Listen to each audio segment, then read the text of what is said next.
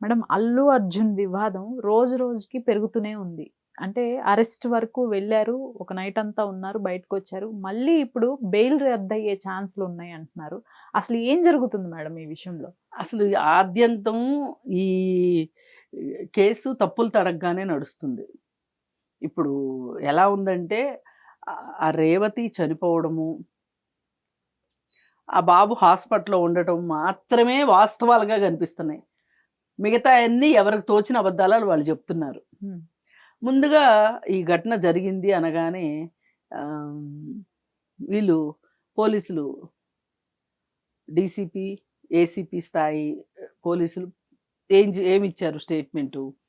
అసలు మాకు ఇలా అల్లు అర్జున్ వస్తున్నాడు, బందోబస్తు కావాలి అని మాకు అప్లికేషనే రాలేదు అన్నారు. అవును. ఓకే. మరప్పుడు థియేటర్ వాళ్ళు ఏం చేశారు? ఇదిగోండి మేము మీకు ఈ అప్లికేషన్ ఇచ్చాము. ఇస్తే మీరు ముద్ర కూడా వేసి ఇచ్చారు మాకు అని వీళ్ళు బయట పెట్టారు.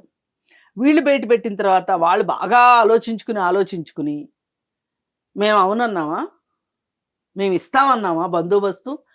మీరొచ్చి మళ్ళీ ఏంటి ఇస్తున్నారా లేదా అని అడగాలి, కనుక్కోక్కర్లేదా? అంటే అప్లికేషన్ ఇచ్చినంత మాత్రాన అవునని కాదు, యెస్ అనిపించుకోవాలి అనేది చెప్తున్నారు. లాజికల్‌గా ఇది కరెక్టే.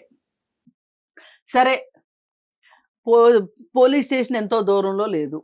మరి ఆ టైంలో పోలీసులు గూడా ఉన్నారు గదా మేడం. అదే చెప్తున్నా. హ్మ్. పోలీస్ స్టేషన్ ఎంతో దూరం లేదు. ఈ ఇక్కడంతా జనాలు పొద్దున్నుంచి పిచ్చోళ్ళు మాదిరి తిరుగుతున్నారు, చొక్కాలు చింపుకుంటా అనే సంగతి తెలుసు మీకు. తెలిసినప్పుడు అరే! వీళ్ళు అసలు బందోబస్తుకి అప్లై చేశారా లేదా అని థియేటరోళ్ళని అడగాలి ఒకసారి. ఒకవేళ డౌటొస్తే అప్లికేషన్‌లు తిప్పి చూసుకోవాలి. ఏమీ చేయకుండా చక్కగా ఈళ్ళు కూడా ఎళ్లి అల్లు అర్జున్ ఎప్పుడొస్తాడో చూద్దాం అని చెప్పి పోలీసులు కూడా ఎళ్ళినట్టుగా అనిపిస్తుంది. వీలైతే సినిమా చూసొద్దాం అనుకున్నట్లు కనిపిస్తుంది తప్పితే వేరేగా లేదు.